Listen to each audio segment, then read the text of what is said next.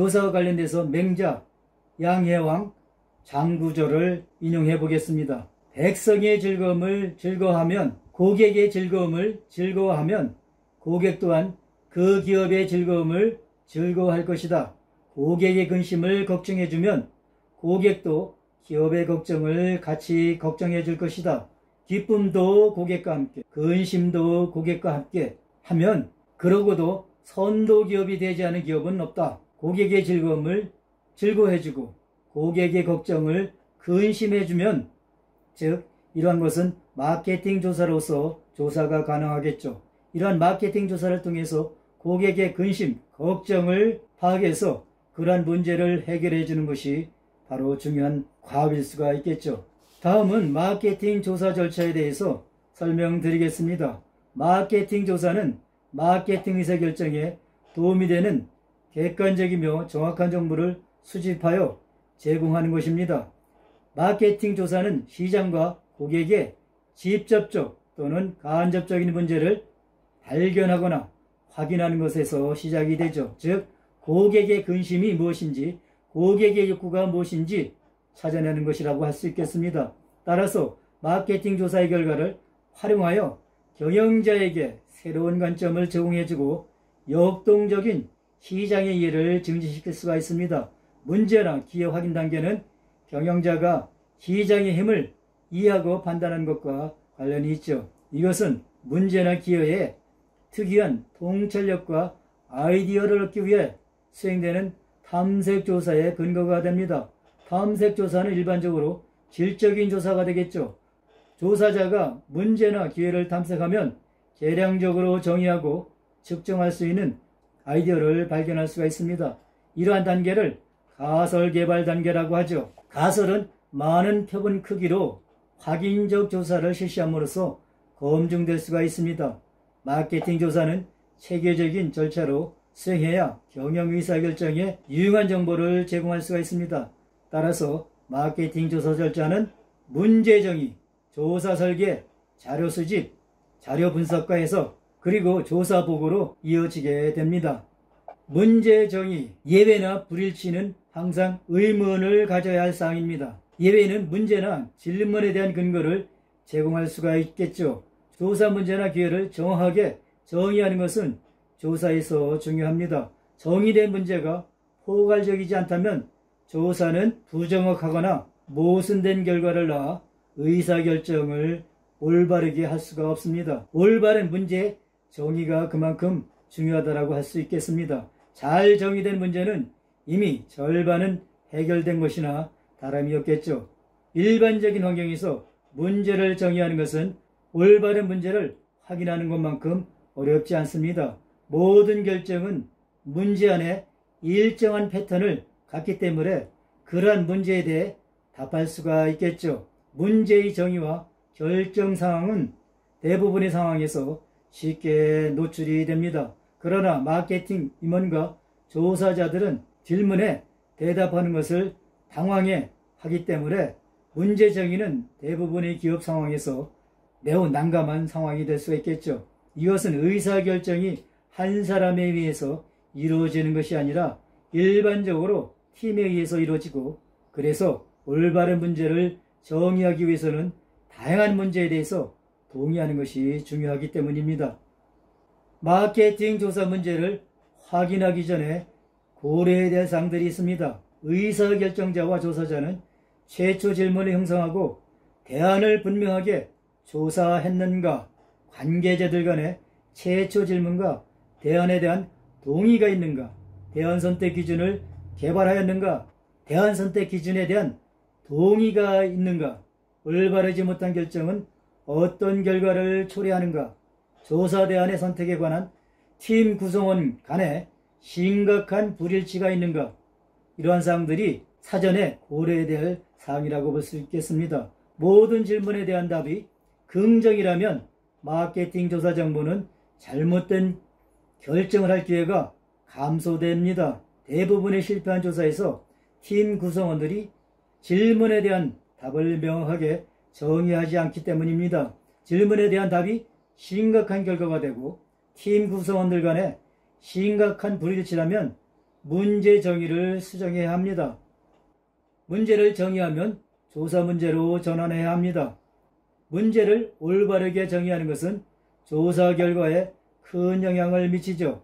대부분의 경영자가 직면하는 주요 질문은 경영 문제를 조사할 수 있는 문제로 어떻게 전환하는가이죠. 실제 상황에서 경영 문제를 정의하는 것이 어렵지 않지만 어려움은 집중된 딜레마를 확인하는 것입니다. 올바르지 않거나 부정확하게 정의된 경영 문제를 선택하는 것은 비용이 들어가는 부적절한 결정이 될 뿐만 아니라 자원의 낭비가 될 수가 있습니다. 다양한 경영 문제를 조사 문제로 전하는 것이 조사 문제를 개발하는 과정이라고 볼 수가 있겠죠. 이러한 경우에 조사자가 고려해야 될 요소가 있습니다.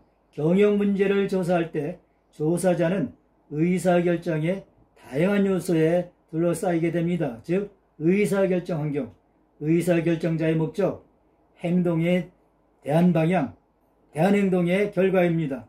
조사 문제가 이러한 4가지 문제를 고려하지 않고 개발된다면 옳지 못한 결론에 이를 수가 있겠죠.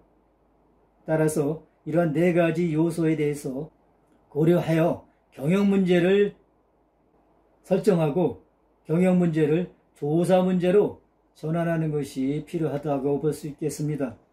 의사결정 환경은 경영자가 이미 기억하고 있는 실제 상황에서 관찰되고 편견이 있을 수 있어 헛된 조사가 될 수가 있습니다.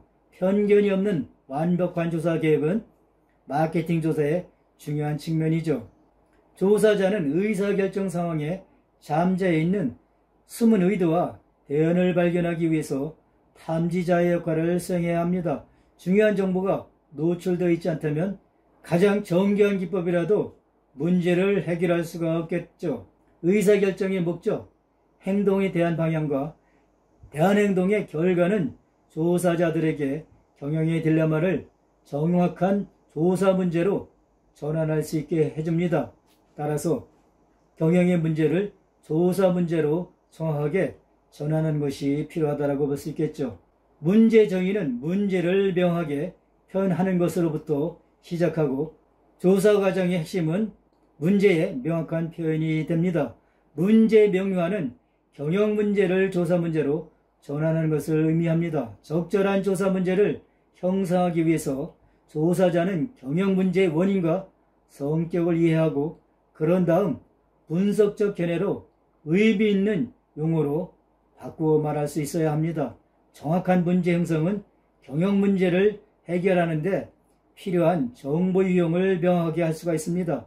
자료 수집 전에 문제에 관한 생각은 자료 수집, 분석과 문제 해결의 질을 결정할 수가 있습니다.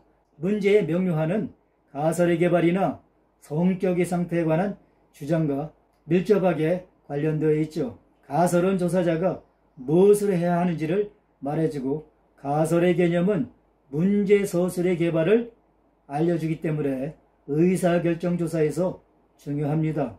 조사 문제와 가설은 다음과 같은 기준을 충족해야 합니다. 문제 서술은 둘 이상의 변수 간의 관계를 표현해야 합니다. 문제는 질문 형태로 명확하게, 분명하게 진술해야 하고 문제 서술은 실증적 검증의 가능성을 포함해야 합니다. 조사 설계는 질문 방법, 조사 방법, 조사 설계와 표본 설계를 계획하는 과정이죠. 조사자는 정성조사나 정량조사를 계획하여 가장 잘 맞는 질문 방법을 개발합니다. 조사 설계는 과학적 탐구를 기본적으로 전제하고 실시해서 결과에 대한 의미를 높일 수가 있습니다. 따라서 조사 설계는 필요한 정보를 수집하기 위한 구체적인 방법과 절차가 되겠죠. 즉, 조사 설계는 정보 수집 방법과 절차가 되겠습니다. 과학적 탐구는 탐구의 시작과 탐구 결과에 대한 점검으로서 기존 지식의 많은 부분을 사용합니다. 과학적 방법의 가장 독특한 특징은 주관성의 배제가 됩니다. 가설 검증이나 증거 평가에 객관적이고 엄격한 절차를 포함해야죠. 엄격한 절차가 요구됩니다. 과학적 탐구 과정은 분석적이고 탐구자는 독립적이어야 합니다. 따라서 과학적 방법은 논리적이고 객관적이며 수학적 추론과 복잡한 실험을 광범위하게 사용할 수가 있습니다. 과학적 방법론자의 목표는 탐구자가 공개적으로 제시한 절차를 사용함으로써 가설을 검증하는 것입니다. 조사 문제로부터 탐구해서 결과를 도출하는 과정을 설명드리겠습니다. 문제를 명료하고 가설을 개발하고 가설에 근거해서 미래를 예측하고 가설 검증을 계획하고 가설 검증을 실행하고 그럼으로써 결과를 분석하는 것이 결과 도출 과정이라고 볼 수 있겠습니다.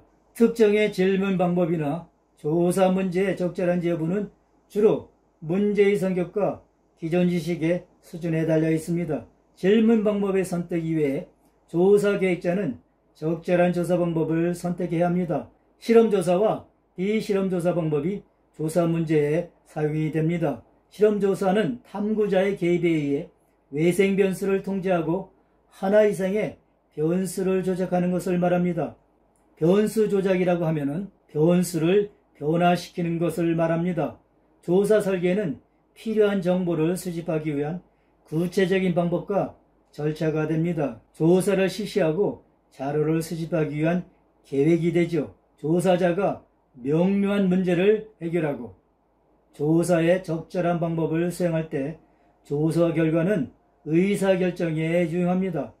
자료 수집에는 많은 기법이 사용될 수가 있는데 어떤 기법은 질문법에서 훌륭할 수가 있습니다. 자료 수집 방법은 주로 의사소통이나 관찰이 될 수가 있습니다. 의사소통법은 질문하고 응답을 듣거나 기록하는 것이며 이러한 과정은 대면, 우편, 전화, 전자우편과 인터넷 등으로 실시됩니다. 이것은 대부분의 사례에서 설문지를 사용하는 서베이법으로 알려진 방대한 조사 기법이 되겠죠. 표본 설계는 관련된 전체 모집단에서 대표성이 있는 일부 표본을 추출하는 것입니다. 즉, 마케팅 조사 계획은 문제와 관련된 모집단 전체를 거의 조사하지 않고 대부분 이용 가능한 자원, 비용과 가치 등 실제적인 고려사항과 관련된 모집단의 표본을 사용하는 것입니다. 표본의 사용은 관련된 통제와 변수 오차를 고려해야 합니다. 표본을 계획할 때 조사자가 고려할 사항은 표적 모집단의 정의, 표본의 선택, 표본의 크기가 되겠습니다. 자료 수집은 응답자들을 관리하면서 설문지를 통해서 수집이 됩니다. 회사는 외부 조사 업체에 자료 수집을 의뢰할 수 있으나 이는 비용을 수반하는 경우가 되죠. 이와 같이 프로젝트 설계는 전문화된 자료 수집을 필요로 하기 때문에 외부 공급자로부터 얻게 되죠. 자료 수집 기관과 조사 회사 간의 작업 관계는 현장 작업과 자료 수집에 영향을 주는 중요한 요소가 됩니다. 외부 용역에 의한 조사는 조사 회사와 의뢰 회사 간의 의사소통 간의 장벽이 있을 수가 있습니다.